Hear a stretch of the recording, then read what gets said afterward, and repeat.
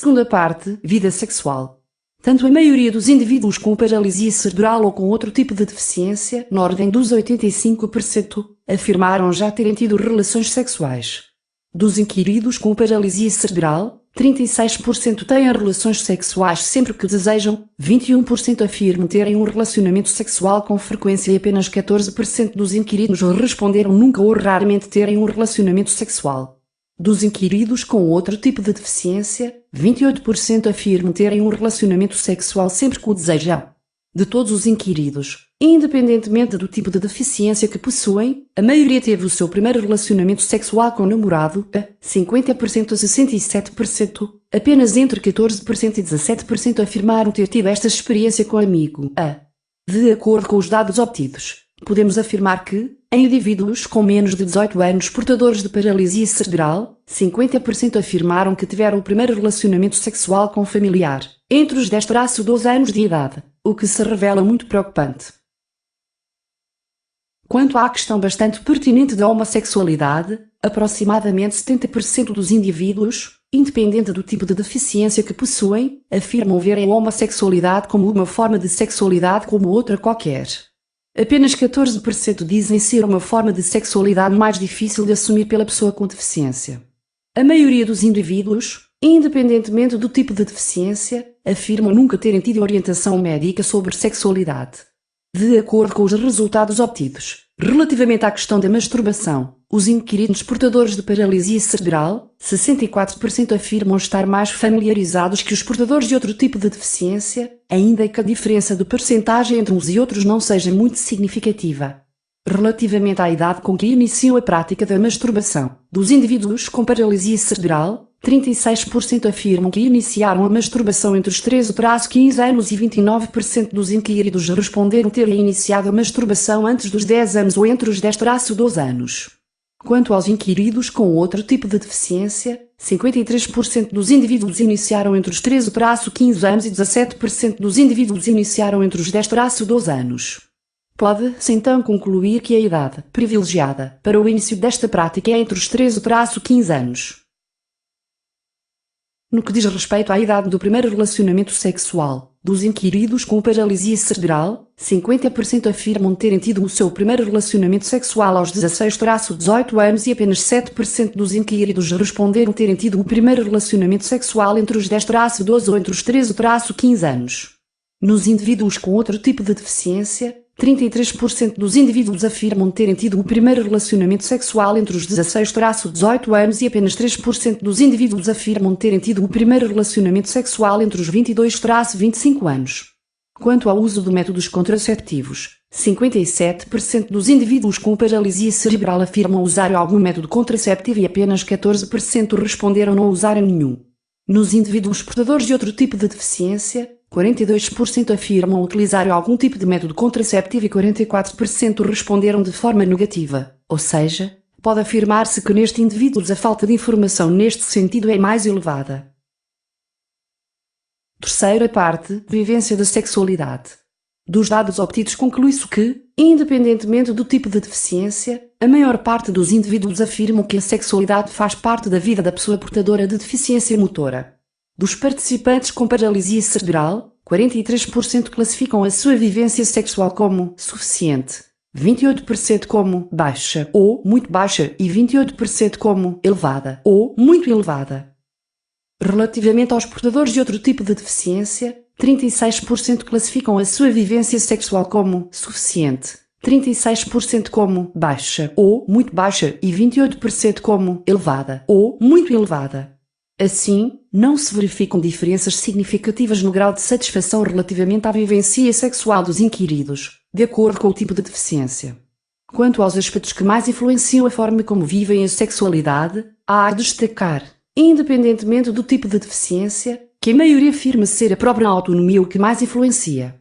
A maioria dos participantes no presente estudo, independentemente do tipo de deficiência, referiram existir uma relação entre a sua vida sexual e a sua vida amorosa. Tanto em indivíduos portadores de paralisia cerebral ou de outro tipo de deficiência, a maioria deles já namorou alguma vez. Quanto à partilha de dúvidas preocupações satisfações sobre a sua vida sexual, dos portadores de paralisia cerebral, 64% não partilham as mesmas com ninguém e 21% com amigos.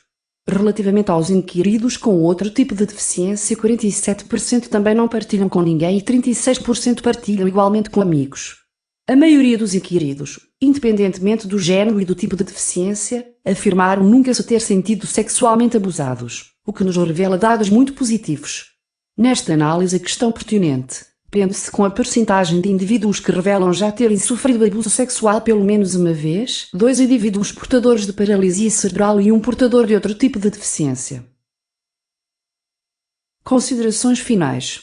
Atualmente ainda existe um elevado número de pessoas portadoras de deficiência que não têm informação suficiente e adequada sobre o tema da sexualidade, nomeadamente indivíduos com outro tipo de deficiência, que não paralisia cerebral, entre os 19 e 25 anos.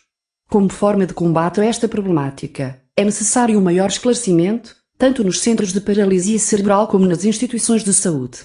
Considerações finais. Um dos meios canais para combater a falta de informação que ainda muitos possuem sobre o tema da sexualidade e deficiência e, simultaneamente, divulgar cada vez mais questões sobre este tema são instituições de saúde.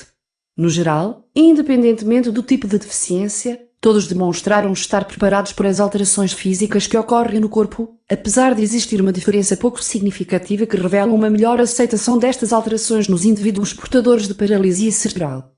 Relativamente à masturbação, a maioria dos indivíduos, tanto com paralisia cerebral como com outras deficiências, sabe o que é, mas metade deles não se costumam masturbar.